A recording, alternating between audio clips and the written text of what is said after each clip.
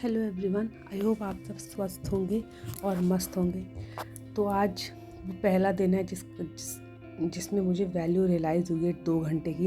Actually क्या है कि कुछ दिन से मेरे बच्चे की स्कूल की छुट्टी है और मैं जानती हूँ कि 2 घंटे ही वो स्कूल जाता है। और मुझे बहुत लोगों को लग रहा हो कि 2 घंटे कौन सी बड़ी बात है। मैं सच्ची बता रही हूँ, बट इसका फर्स्ट डे मुझे रियलाइज़ हुआ कि 2 घंटे कितना मैटर करते हैं। उस 2 घंटे में जब मैं पढ़ती थी तो बल्कि आधा घंटा मैं वेस्ट ही कर देती थी। उसको 10 बजे मैं स्कूल छोड़ के आती थी, उसके बाद नाश्ता करते करते थोड़ा बहुत सब कुछ अरेंज करते करते मैं 10:30 कर ही देती थी।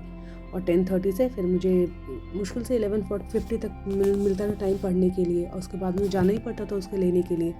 तो मुझे आज रियलाइज़ हुआ कि वो 2 घंटे मुझे पढ़ने के लिए कितना इंपॉर्टेंट मिलते थे, क्योंकि आज वो मुझे नहीं मिला। जो मुझे नहीं मिला, पूरा दिन मेरे बेटे ने मुझे बहुत परेशान किया, इतना ज़्यादा परेशान किया। ऊपर से एनर्जी मेरी जो वेस्ट की एनर्जी इतना ज़्यादा उसमें रहती है कि पूरे दिन उसको एंटरटेन करना, हर चीज़ खिलाना पिलाना इतना डिफ़िकल्ट हो गया था। और आज मुझे रियलाइज़ हो रहा है कि भाई वो 2 घंटे ही जाता है, बट उस 2 घंटे में भी मैं अपनी पढ़ाई इतने अच्छे से कर सकती हूँ। बट आज के बाद मेरे को लगता है कि जब उसका स्कूल खुलेगा ना, तो ये 2 घंटे जो आधा घंटा मैं अपना ब्रेकफास्ट और बाकी चीज़ों में जो वेस्ट करती हूँ ना धीरे धीरे, बिकॉज होता है ना कि अब बच्चा स्कूल गया, बाकी सब कुछ सेट करो, तो वो कम बाद में भी हो सकता है। अभी मेन मेरा फोकस पढ़ाई पे है, तो इसलिए मैं वो आधे घंटे को ज़्यादा प्रिविलेज देती हूँ। बिकॉज बहुत लोगों को लग रहा होगा आधे घंटे में क्या ही हो जाता है, बट जो पढ़ने वाले होते हैं ना, उनको पता है कि हमें 10-10 मिनट, ऊपर से होम मेकर हो अगर वो पढ़ रहे हैं तो हमें 5-5 मिनट भी निकालना ना बहुत मुश्किल हो जाता है। तो आज मुझे सच में उसकी वैल्यू रियलाइज़ हो गई। और अब जो है मुझे लगता है कि जब उसके स्कूल खुलेंगे तो मैं वो 2 घंटे बहुत अच्छे से जो है यूटिलाइज़ करने वाली हूँ।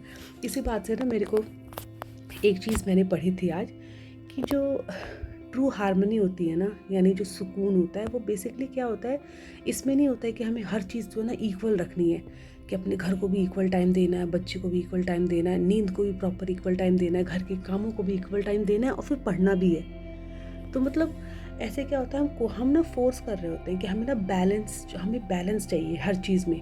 अपने घर को टेक केयर करने में, खुद को टेक केयर करने में, अपने फैमिली को, हर चीज़ में बैलेंस चाहिए। बट क्या होता है ना कि बैलेंस क्रिएट करते करते ना कभी कभी हमारी लाइफ में बहुत ही रेसिस्टेंट आ जाता है एक पर्टिकुलर एरिया से। जब आपके पास 4-5 एरिया है और जब आप फोकस करते हो, कोशिश करते हो ना कि हर चीज़ को आप बैलेंस दे पाओ, तो फिर क्या होता है कि एक ना खिंचाव मिलता है, एक रेसिस्टेंट आता है। जैसे कि मान लो कि एक नदी बह रही है, अगर अचानक से नदी का जो है फ्लो, जो फ्लो में है, उस फ्लो में बहने के बदले वो जो है पहाड़ों से टकराए, तो क्या होगा, रेसिस्टेंट क्रिएट हो रहा है, वो अपने नेचुरल फ्लो में नहीं बह रही है। उसी तरीके से ये बैलेंस का भी खेल है। ऐसा पहले मैं खुद सोचती थी कि मुझे वो ना गिल्टी फील हो रहा था, अगर मान लो कि आज मैंने जो है अपना पूरा टाइम पढ़ने में दिया, अपने बेबी का टेक केयर करने में दिया, मैंने घर के कामों को बहुत ही कम टाइम दिया, तो कभी कभी ना मुझे गिल्टी फील होता था कि अरे यार मुझे इसको भी टाइम देना चाहिए, घर भी अरेंज रखना चाहिए, कपड़े जो भी है, जो घर के बेसिक काम होते हैं, जो कि नॉन रखने, जो डेली आपको पढ़ते ही पढ़ते हैं, तो फिर मैं उसे भी थोड़ा अगर इधर उधर कर देती ना, तो मुझे बहुत फील होता था कि यार नहीं, मुझे करना चाहिए था। बट ये चीज़ पढ़ने के बाद मुझे सच में रियलाइज़ हुआ कि बैलेंस की ज़रूरत नहीं है। अभी जो पर्टिकुलर मेरा फेज़ चल रहा है, उसमें मेरा जो भी अभी करंट सिचुएशन है, उसमें हो सकता है 1 या 2 चीज़ें आपके लिए इंपॉर्टेंट हो। उसके बाद बाकी चीज़ों को हम एडजस्ट कर सकते हैं, बाकी चीज़ों में कॉम्प्रोमाइज़ कर सकते हैं।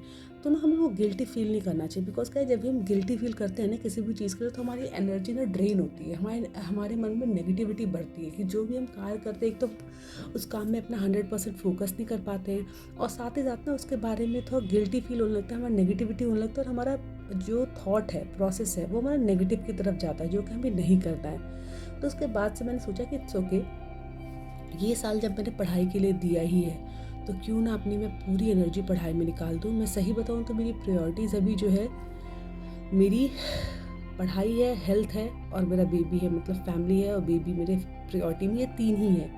बाकी मेरे लिए कोई प्रायोरिटी नहीं रखती है। और अगर आप उसमें सीक्वेंस ही पूछोगे, तो इसमें मेरी पहले हेल्थ आती है, सेल्फ केयर आता है, सेकंड मेरा प्रायोरिटी मेरी पढ़ाई आती है, थर्ड मेरे आते हैं मेरा बेबी, और फिर फैमिली आती है।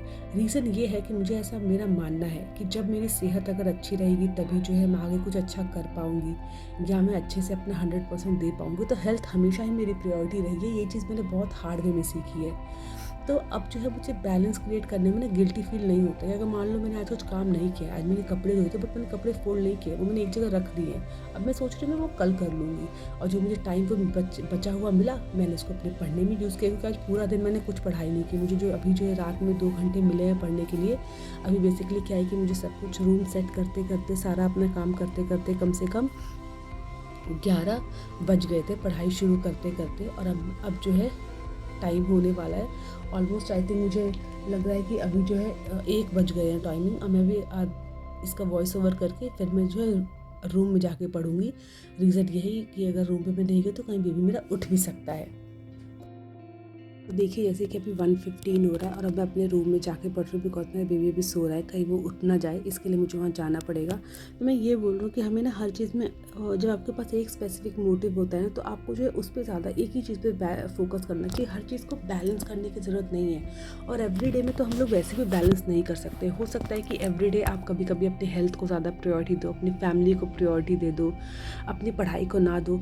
तो हमें क्या करना चाहिए, अपने आप को ना फोर्स नहीं करना चाहिए कि हमारे अपनी लाइफ में बैलेंस पूरा बना के रहे, बल्कि जो हमारे लाइफ में जो आ रहा है डे बाय एवरी डे, जो भी सर्कमस्टेंसेस आ रहे हैं, हमको बल्कि ना इम्ब्रेस करना शुरू करना चाहिए। जैसे कि आज का दिन है मेरा, मुझे पूरा दिन पढ़ने को नहीं मिला, बट जो लास्ट में 11 बजे से लेके 1 बजे तक जो पढ़ाई की है ना, मैंने बहुत अच्छे से फोकस होकर पढ़ाई की है, क्योंकि मुझे पता है कि आने वाले कुछ 1-2 दिन में जो है मुझे यही टाइम पढ़ने को मिलेगा। और मैंने इस चीज़ को एक्सेप्ट करना, मैं सही बता रही हूँ, मैंने फुली एक्सेप्ट नहीं किया इस चीज़ को कि मुझे जो है पढ़ने के लिए बहुत कम टाइम मिल रहा है और मैं बहुत गिल्टी फील कर रही हूँ। मेरे को थोड़ा बहुत गिल्ट फील हो रहा है, बट जब भी मुझे गिल्टी फील होता है कि मैं अपना ज़्यादा मैक्सिमम टाइम नहीं दे पाती हूँ, मैं अपने आप को याद दिलाती हूँ। ये सिर्फ आज की बात है, हो सकता है कल या परसों ऐसे सर्कमस्टांसेस आए जहाँ पे मुझे 5-6 घंटे तो नहीं, कम से कम 3-4 घंटे मुझे पढ़ने का और मौका मिले। तो आज का जो सिचुएशन है ये डिपेंड नहीं करता है कि जो है कल भी सेम चीज़ें रिपीट होंगी। एट लास्ट मैं आपको यही बोलना चाहती हूँ कि अगर आप इस तैयारी में उतरे हो ना, अपने पढ़ने की तैयारी में उतरे हो, तो आप किसी चीज़ के लिए गिल्टी मत फील करो। विदाउट गिल्ट आप अपना 100% दो। जितना आप पढ़ सकते हो आप उतना पढ़ो, और जितना आप कर पा रहे हो करो। नहीं हो रहा है तो नेक्स्ट डे हम करेंगे, बट गिल्टी फील नहीं करना है, बिकॉज गिल्टी फील करने से हमारी एनर्जी ड्रेन होती है, जो कि वो हमारे लिए सही नहीं है। So happy studying. अब मैं आपसे मिलती हूँ कल। और आज पूरे दिन मैंने पढ़ाई सिर्फ 3 घंटे की मैक्सिमम की है, देखते हैं कल क्या होता है।